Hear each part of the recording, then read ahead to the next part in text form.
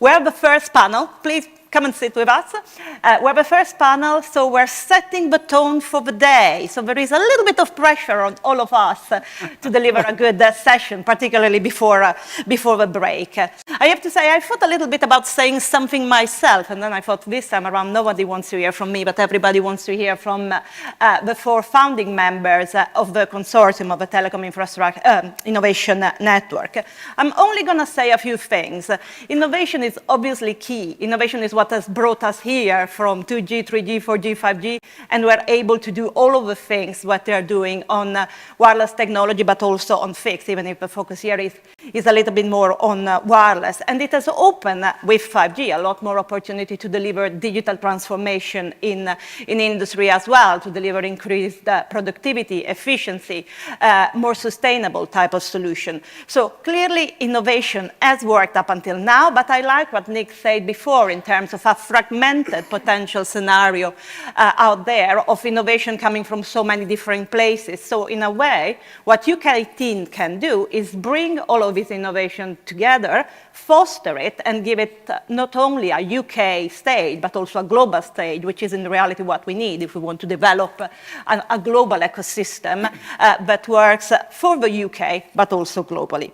But that's it from me. I said I was going to be short. It's all about the founding member of the consortium. So we got here with us today representative, as you have seen from the agenda, who actually speak for themselves. Everybody knows you guys and your organization. We've got Joe Butler, the CTO of the Digital Catapult, previously of DCMS at the National Infrastructure Commission, and I should say also at Ofcom. We used to work together many, many years ago.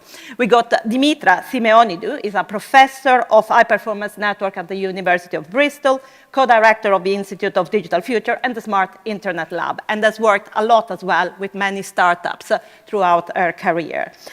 We have got we've got Robert Franks, Managing Director of West Midland 5G, one of the first sort of local regional 5G test beds and trials, where quite a lot of innovation, but also adoption has been pushed here in the UK. And then we got Paul Crane, the Chief Executive Officer of Cambridge Wireless, visiting professor at Surrey, and with a long experience as well in the sector at BT. So we can certainly say outstanding panel, great founding members for this UK Telecom Innovation Network, and a lot of experience in the telecom sector. So I have to say, it's almost now over to you guys. We've heard a little bit of a wider objective and introduction of a UKTIN from Nick. What I wanted to ask you all, and you might want to say a little bit more about yourself, etc., is, well, what is the role that your organization is going to play in bringing this consortium to life? Because you're coming from 4 different ways. How are you going to bring the consortium to life? I would say let's start from that end and come this way. So it's you, Joe. Okay, thank you very much. Hello, everybody. I'm Joe. As Cristina says, I'm the CTO at the Digital Catapult. Digital Catapult covers AI, telecoms and 5G. It covers virtual environments and future media. And we are the lead party of the consortium, responsible into DCIT for the delivery of UKTIN, and I chair the UKTIN project board. So that is just to disambiguate, that's the project board that delivers UKTIN, not the advisory board, which we'll hear from later, or the expert group. So we've appointed those advisory boards, which is great news. So my background, as Cristina says, is I've worked previously in the National Infrastructure Commission, where we wrote a report on 5G and digital, which ended up becoming recommendations into government and forming some of the policy. I then went briefly into government, into what was then called DCMS, and led what was then called the Telecoms team, not the digital infrastructure team, which Keith spoke about earlier in the opening remarks. And prior to that, I was in Ofcom, where I was a policy director and also led some of the engineering functions in the radio spectrum area, doing things like competition assessments in the mobile and telecoms industry, and also spectrum auctions, so the 4G auctions and 5G auctions. So I've seen the perspective from a number of different areas. I'm also a professor, an industrial professor at the University of Bristol. So that's my background, and I've got two reflections, I think, just on the kind of opening remarks by Keith and by Nick. 2 points to make. The first one is a really very fundamental point, I think, which is, I think it's fantastic to see the ongoing commitment and interest in this space and funding from government. I think that's a really fundamental, important thing. It's been going on for a number of years. Recognizing the telecom space is absolutely critical part of our everyday lives, critical part of national infrastructure, underpins so much. I think that's really important. It doesn't come without challenges, of course. Doing anything from inside government, creates challenges. So challenges are things like it's very hard to get coherence and clarity over exactly what to do. It's very difficult for government, for example, to deal in a deeply technological ecosystem. It's got its real challenges, and sometimes you need to focus on the micro, but actually really the big problems are macro problems. And then other challenges around long-term thinking. Real difficulty for governments around the world, but particularly in this country. And these things are long-term, and it's really important to maintain that long-term perspective. So I think that is a really critical, positive thing. And I think, the recognition that we need something like the UK Telecoms Innovation Network to foster those investments and the coherence across our ecosystem is really, really important. The second thing I would say, just as a sort of real upfront remark, is one thing I think that's really, really critical for UKTIN. I look at us in a way as the secretariat of UKTIN. We are the deliverers of UKTIN. We are here to help and facilitate. We are not the people that direct the opinions of what UKTIN should do. So in that, we don't have a horse in the race as partners. Neutrality of UKTIN is absolutely vital. So it's really important that we bring together, I think, discussions, debates, opinions. We want a plurality of opinions represented, which is the case in telecoms. We have many different opinions. And we can represent the distillation of those opinions across government, across industry, across the research landscape, etc. So I think I just want to make that point that I feel, as chair of the UKTIN board, that is a vital principle that we must reflect in everything we do.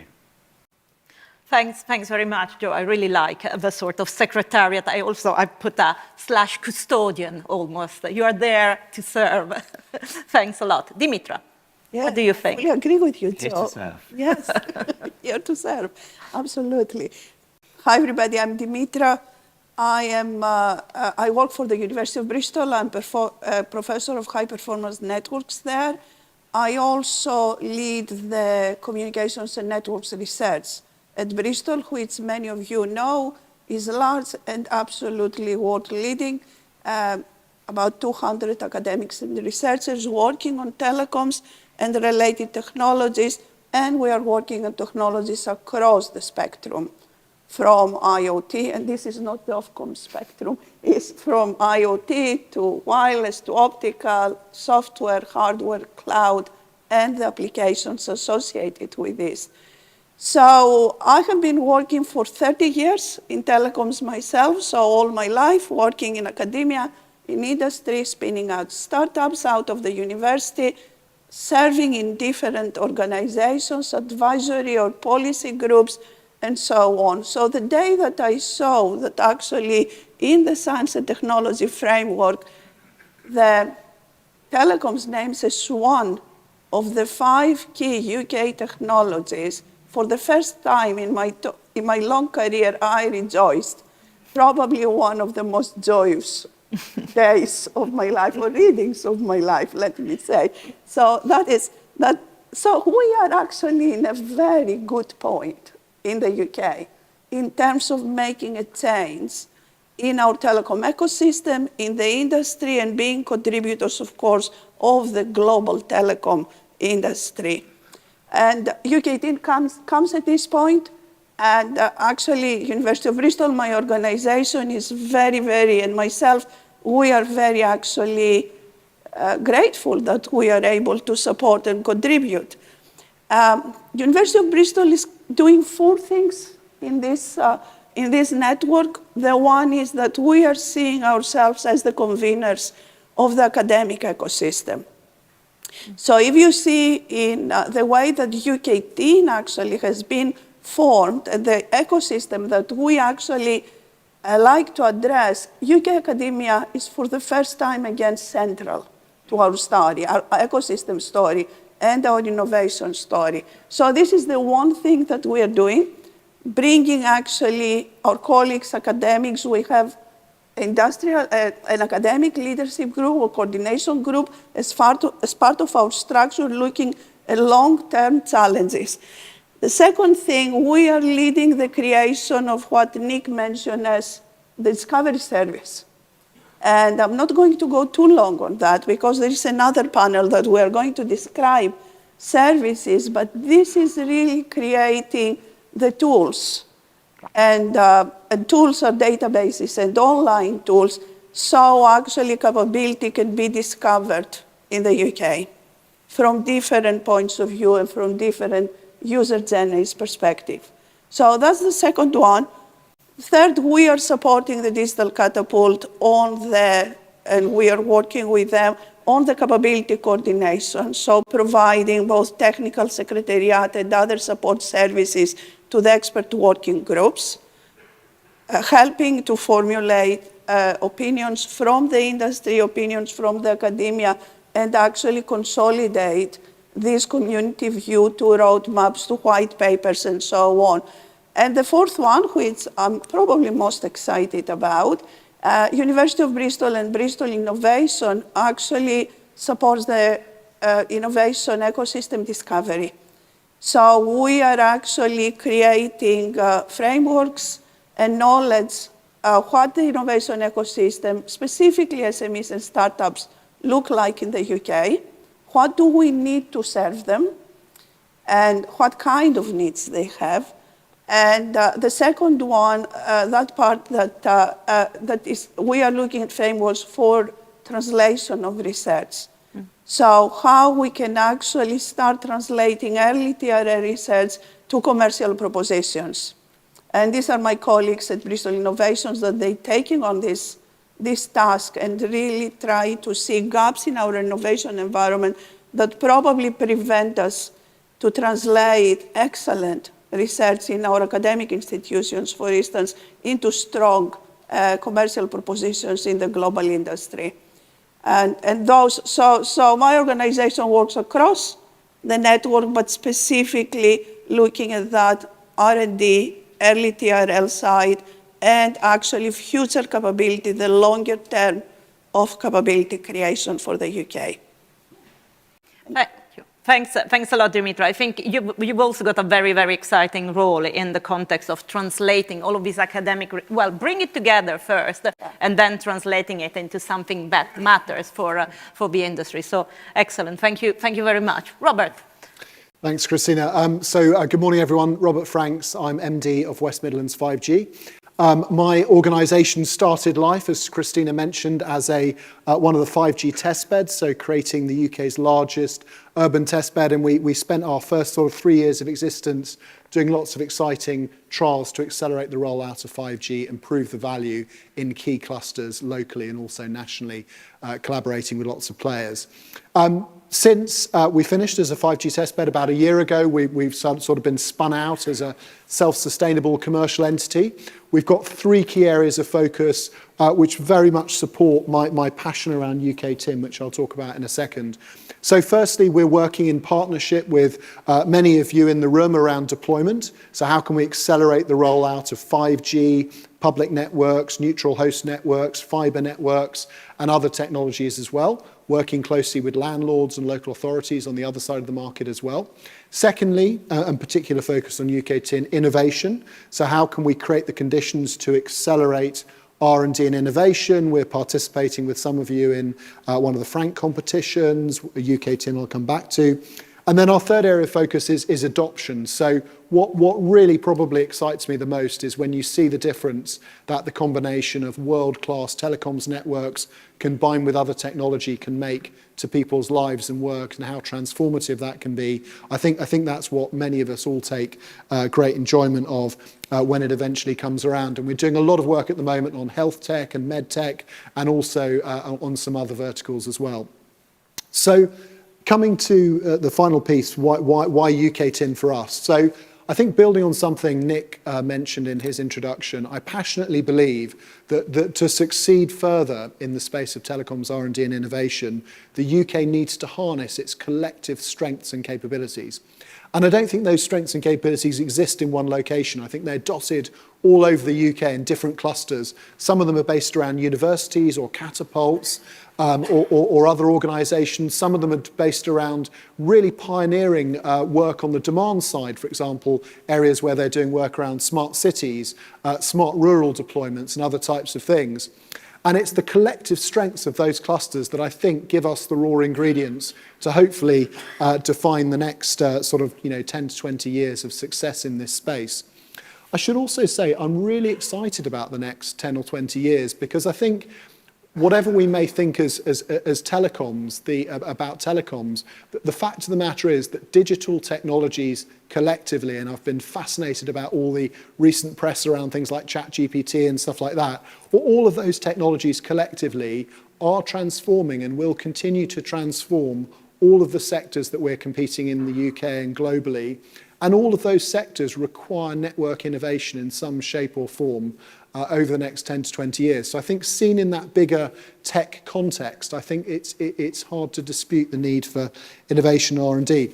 The other piece then finally I should touch on is skills. So skills are obviously the raw ingredient for all of our organisations. We're aware there's a skills gap today around tech as a whole, and certainly around parts of telecoms. Just as a very quick aside, I think I've shared with some of you, I was keen to get more insight around where the skills gap is today. So one of the things I did a few months ago was I went on to one of the big jobs search sites, and I did a bit of a search on RF, radio frequency engineering roles. And one of the interesting things that came up is it showed lots of job vacancies, admittedly down the deployment end. But what was really interesting was many of the organisations recruiting those roles weren't telecoms companies. You had McLaren looking for RF engineers to put sensors into their cars. You had British Aerospace looking at defence applications. So everybody wants the skill sets we've got in the telecoms industry for their own businesses, because IoT, the Internet of Things, is transforming every industry. And so I think there's some really important opportunities and challenges that we also need to address in how we develop our talent, both to address those short-term skills gaps, but also to build some of the specialist skills we need in the R&D space and some of the emerging innovation space. So that's why I'm passionate about UKTIN. Yes. Thanks very much, Robert. And I think we've heard more and more about the sort of term collaboration and collective. So this is really the role of UKTIN, and I totally agree on skills. I was sitting on a panel at the 6G symposium with someone from the Next Generation Alliance in the US, and this woman said, well, when in the US you realize that you got 10 experts on this, it's becoming a bit of a problem, yes. So I think skills is something important, and coming from a woman in engineering who is also trying to fight the gender disbalance, definitely something we need to do something about. Yes, I'm sure you've seen a lot of this. Paul, over to you. Paul Crane, so I'm CEO of Cambridge Wireless. Long-term career in the telecoms industry in research and development. I'm a telecoms engineer, so please pass the job opportunity. Effectively working in the forefront and pushing innovation in telecoms infrastructure for a number of years now.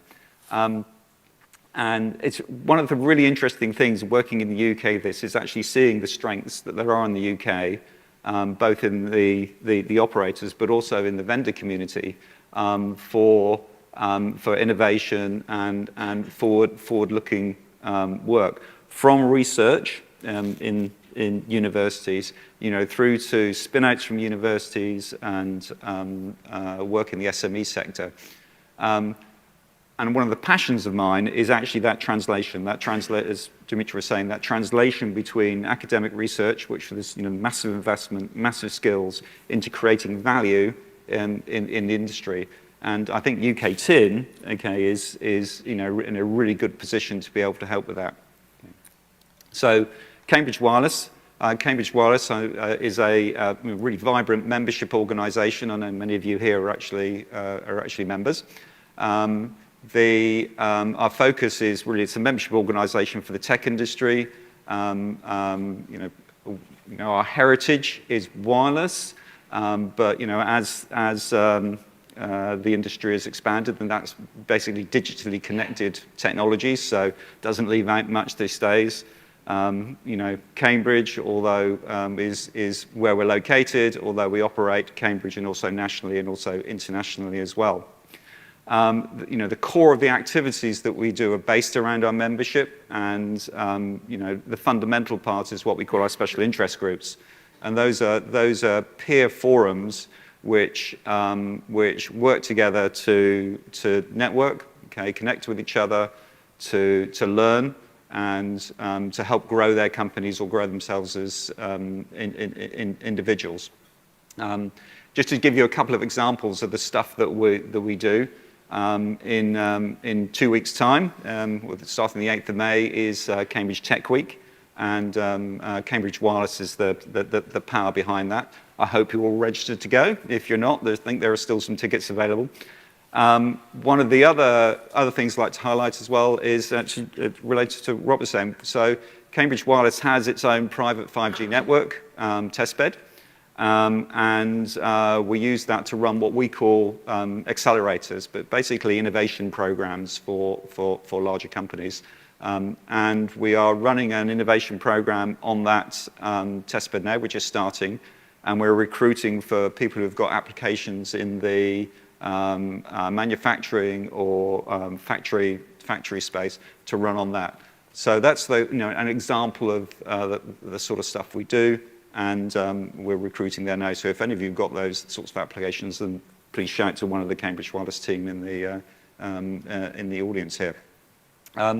So UKTIN, I mean, it's actually, for me, it's actually brought together, two real passions. One, that translational research, but secondly, the core of what Cambridge Wireless does, which is that networking and almost serendipitous stuff that comes out from that. From that getting together and bringing those two things together. See, there's a real opportunity to actually start, as Nick was saying, to start actually aligning some of the disparate stuff that we're actually seeing happening around in the UK and pushing in a single direction. So I think, for me, UKTIN is that catalyst, to help that happen. But that catalyst is going to really require that larger community of working together. So we're responsible for the marketing, the comms, and the ecosystem within UKTIN, and it's drawing on that core strength from our Cambridge Wireless experience. So hopefully we can do that, but I think there's a real opportunity to push technology and innovation in the UK, leverage the great skills and capabilities that we have, and drive towards becoming, I think, a real leader in the next few years. Thanks very much, Paul. Again, you've touched on collaboration, connecting things, but I also find interesting the sort of almost coming at the end, as if we had sort of planned this way. We didn't. This sort of platform for all of the other areas, these networking capabilities that actually Cambridge Wireless offers. So I don't know about you, but it really makes sense to me why you are the 4 founding members, and how all of the sort of different contribution are there to be the custodian, the secretariat, etc., but also to support industry and academia to actually deliver. Now, we've got a little bit of a challenge in terms of time, because we only have 15 minutes for questions. So whilst I had a long list of questions, I want to first give an opportunity to the audience to see if there are immediate questions. If not, obviously, I've got my bank of questions to ask. So if anyone has an immediate need to ask a question, of course, here we go. Please, over to you. Yeah, my name is Ray Lemaitre. I'm from Telecom TV. Are there any parts of the telecom industry that the UK can be a leader in? I mean, if you look at Israel, you could say that Israel is a leader in cybersecurity, for example. Are there any particular parts of the industry where the UK could truly be a world leader? Joe, please. So when I was at this place called the National Infrastructure Commission, which I mentioned, and at the time I joined, there was a commission from the then Chancellor, George Osborne, to the National Infrastructure Commission, and it said, how can we be world leaders in 5G? You know, there's always a lot of political froth and ambition and desire to be, you know, the world leader in X. And the answer we ended up coming back with was one that I, you know, slightly stuck in the throat, to be honest, but is a reflection, I think, of something in the general terms, which is we're not world leaders in the production of the hardware and some of the technology that underpins 5G. We can be world leaders, actually, in being at the very front of the queue, exploiting 5G and the value that it brings to the economy. Now, that felt, and there's lots of logic and lots of recommendations that came from that, but it reflected the fact that there's been huge investment in other areas globally, in some of these areas, which are very, very long term. Now, I think what's really interesting at this moment, actually, is there are areas, there are things that are changing. So the landscape of the way the supply chain works in telecoms is diversifying and fragmenting. And there are much smaller areas where you can make investments and really play well in that ecosystem. So there's a real kind of contextual market change going on. And then we have areas where we are very strong in the UK. You know, we're strong in a number of the underpinning research areas, underpinning telecommunications capability. We're super strong historically in software, in AI, in applying those techniques. I think actually telecoms is one of those areas that is ripe for AI to sweep through and transform in quite a fundamental way. There's often very cliched conversations about AI. You know, so of the moment, everyone's talking about ChatGPT or stability AI or stable diffusion. It is massive, the change that is coming. And actually, this ecosystem has become much more open to it through a number of kind of open networking initiatives, and that door is opening for third parties to be able to come in and play. So I don't think that kind of answers your question, particularly in very niche areas, but I think it gives a bit of context to it. Yes. Dimitra wants to add something, please. Hi, Ray. One of the reasons, this is a key question that you are asking naturally, and one of the reasons that we are doing that capability discovery work within UKTIN is exactly to answer this question. It is quite clear we are not having a big vendor here, and but the thing is that are there technologies that we are leading? Are there opportunities where we can produce new technologies or solutions to play in the global market as a supplier of the solution in collaboration with big industry, or catalyzing a part of the telecom ecosystem that actually the UK needs to lead and catalyze. Now, this is the UKTIN, if you like, what we would like to do. I have personal opinions myself, so if I may, I would like to go into this. When actually an industry is diversified, there is more opportunity for new entries and new technologies. And I'll give you the great example about photonics in the UK. And I don't know how many of you know, we lead in photonics in the UK. We are industry leaders. Why? Because the industry is very diversified for quite some time. We are working on open networking concepts in optical comms for a long, long time now. And the UK has a very large number of these small, excellent companies. Not the big ones, not the giants, but small, excellent, that they actually supply the industry either on their own or as part of big vendor propositions. So we have examples like this, where actually we diversify and then we create that leading opportunity for commercial propositions from the UK. But we are in discovery journey here, and these are the answers exactly that we're seeking to get. Thank you, Dimitra. Oh, Paul, you want to? Yeah. Definitely a very topical question, to be honest. Very Yes. tough question. I think one of the things we need to is what time frame we aim the target at. Now there's we know there's massive disruption going on in the way that telecoms equipment's built at the moment. From buying appliance from a large organization through to network functions virtualization, cloud-based infrastructure, disaggregation, and open architectures. Now that sort of disruption, I think, always presents an opportunity. There's a general view that the UK is great at running software, and the real innovation that we can partake in is now that software layer that fits onto the hardware, which is potentially built elsewhere and supported elsewhere. In my previous job, I was running a research program, networks research, and when I started, it was kind of, if you like, 90% the traditional physics-based research, 10% a bit of software. When I finished April last year, it was kind of 50% physics-based research, 50% AI, data science. So there's a massive shift in that whole translational research into industry. Dimitra mentioned photonics. The photonics industry in the UK is really impressive. I was reading reports saying it's actually worth more than the pharmaceutical industry. But the reason we don't hear about it is because it's primarily SMEs that are executing that space. A related example to that, there was a spin out from Southampton University, Luminicity, who produced quite frankly, world-beating new type of fiber, a hollow core fiber, and last year, they were bought up by Microsoft.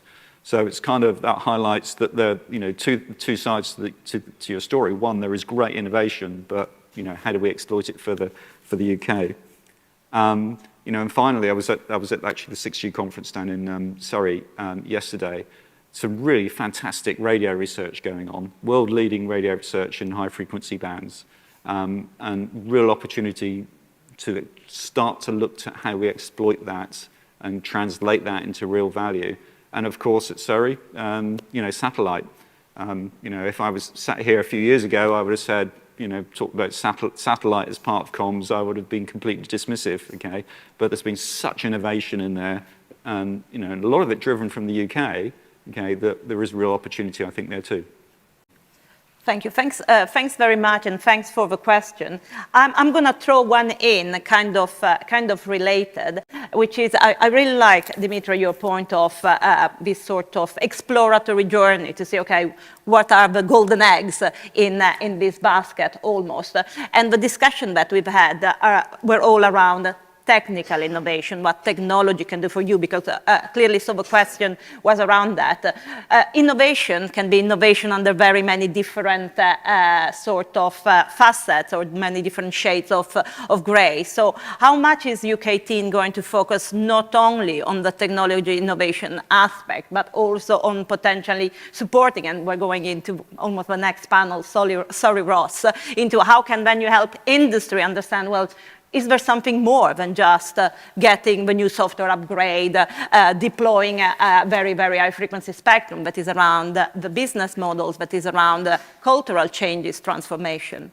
Who wants to take that one? Yes, please, Robert. Yeah, so I think UKTIN has to be a broad church in terms of innovation. So I think, to your point, it is about how we can collaborate with the ecosystem to advance technology innovation. But in order to do that, if you think about the innovation funnel, it's not just the adoption at the end where you have the demand side involved, and the non-technical aspects aren't purely leading up to that point. So I was talking, for example, briefly to Dimitra this morning about some of her colleagues about, some of the work that's going to be led sort of on how we support startups, for example, to spin out of universities. A lot of that's non-technical. It's about how to get access to investment. It's about understanding the product development cycle in telecoms companies. It's about working in partnership with organizations, protecting IP. So I think there's all of that sort of early stage development, R&D,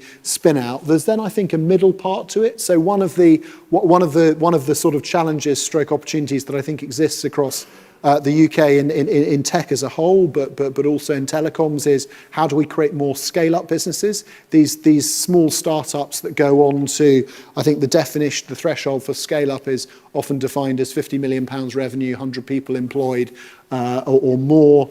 And those businesses go on to have a disproportionate impact. So how can we support those later stages of investment? And then I do think there is a role, to your question as well, for the customer. The customer in many of these instances may be a mobile operator, maybe an equipment vendor, maybe a tower co, maybe a whole host of other demand-side organizations, but how we help those organizations, as well as their own innovation and R&D programs, to get more visibility of what's happening, how it's evolving, I think is important. And I do think, finally, the business model does come into some of that as well. So I think there's a whole sort of slew of what I would call business as usual benefits from innovation, reducing energy consumption, improving coverage, resiliency, security, all of those critical things, particularly on public networks as well as private. But I do think there's a really exciting space around new business models that again, we need to collaborate across the ecosystem to support. Excellent. Thanks very much. And you've actually answered some of my questions with regards to is this public or private in reality in terms of networks. You will be focusing on both. I think Joe and then Dimitra, you wanted to say something. Okay. All right. I'll be quick. Yeah. So I'm and boringly just going to agree and build a little bit on that point, I think. So there's clearly a need for us in TIN to really focus on a lot of the capability areas which will be technically or specialist in nature, clearly. I think there's a huge need for us to focus on the wider areas and the wider things that your question really comes to: what holds back translational research, product development, what holds back companies in the UK from getting products into the market and matured? And it's a whole range of things. And so I think we clearly need to recognise that. And we've got, I think, a power of sort of taking a vertical sector like this and actually focusing on some of those issues. One of the reasons I was really pleased that we were able to appoint Nick as the lead for UKTIN is that he comes from a company of, where that journey has been through to a degree, founding a company, taking it through that journey of being challenged by investment, by a myriad of things that happen in the UK to get an SME to a situation where it starts to have increasing scale, and through to exit. So I think that kind of perspective in those of us here who are trying to help UKTIN as the secretariat, as I think of it, is really important. And so I think we've got to focus on all of those areas. If you take something like Open RAN, so I don't see UKTIN as backing one technology or another. That would be a disaster. We mustn't do that, going back to my neutrality point. However, we are here to foster and facilitate a thriving, diversified ecosystem. And if you take something like Open RAN is very, very much about disruption and changing the dynamics of a market environment. And that brings innovation, that brings potential. And we'll have a heterogeneous market going forwards, and we should have no particular view on that within UKTIN. But I think it's really important to make sure that we recognise those opportunities that arise, and we are clear about those, so others who are making things like investment decisions can do those with information, with evidence, and with some sense of the nature of the debate, particularly in the UK, I think.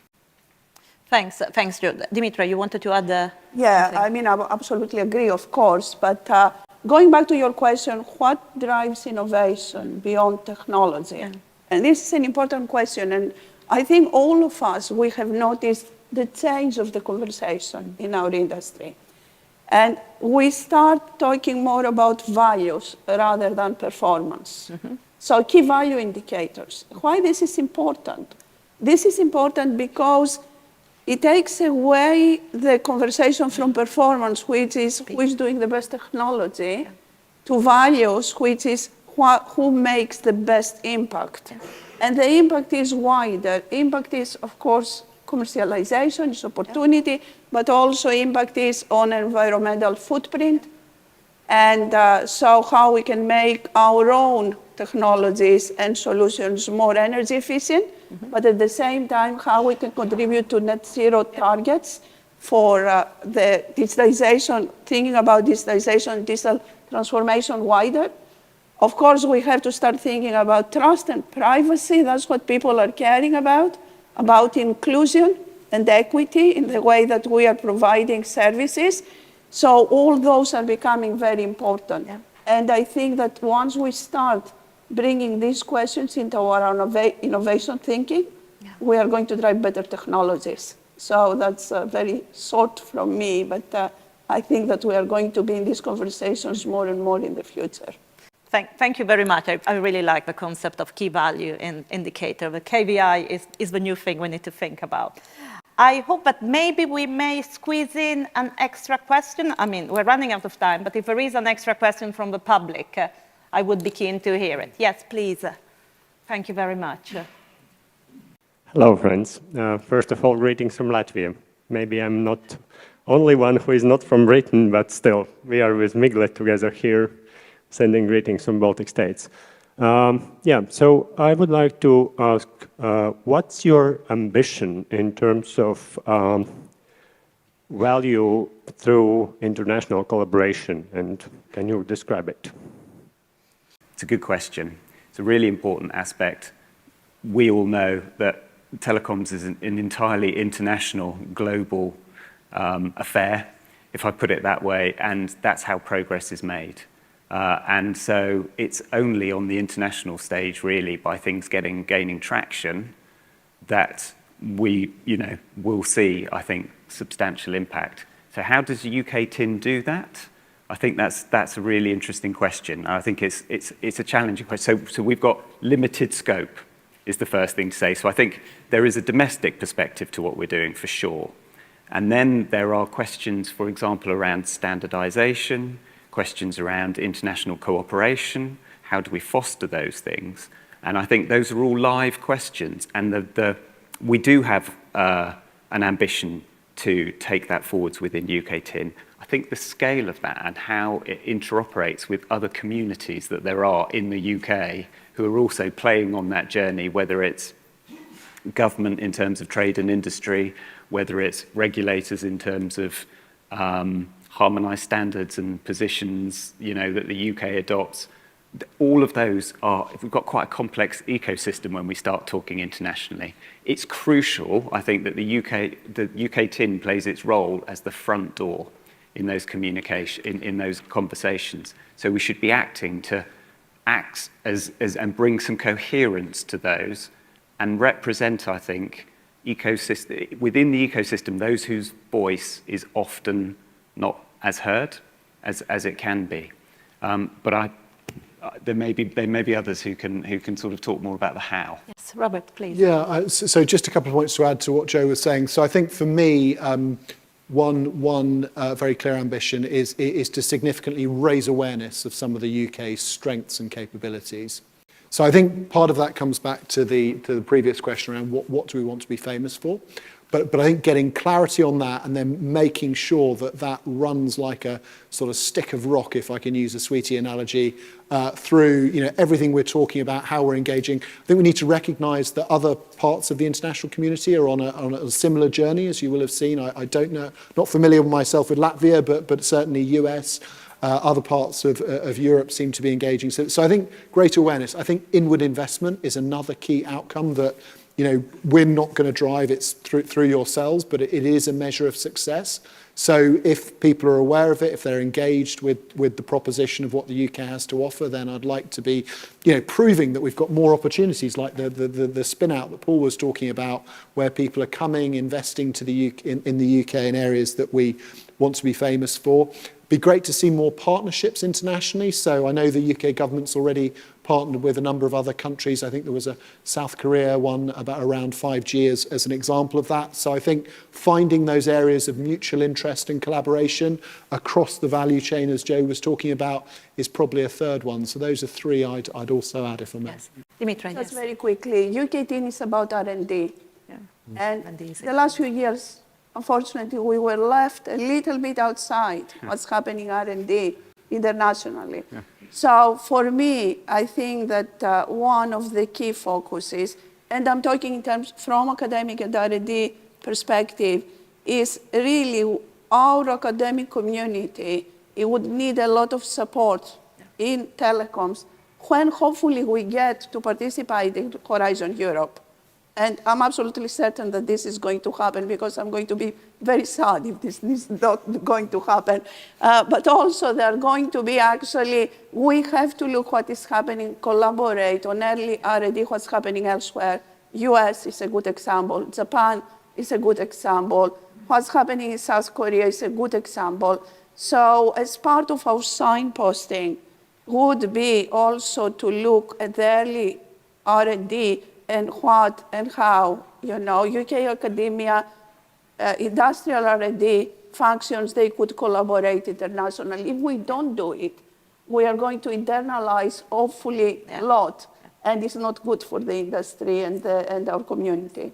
Yes, I totally agree, and I think it's actually a very good way to finish this initial panel with a question on the international reach, because everything spans across internationally. You cannot really create this set of boundaries, even only thinking about some of the public networks here in the UK. There are international companies that have got presence elsewhere. This is a global ecosystem, so how can we leverage the knowledge, the internal collaboration that UKTIN will bring together to actually give it, as I'm finishing where I started, to give it a global stage. So thank you very, very much to all our panelists, Joe, Dimitra, Robert, and Paul, for giving us a much better understanding, or at least I certainly benefited for this, of how they will all come together and how UKTIN can actually make a difference. So thank you very much. Okay, thank you.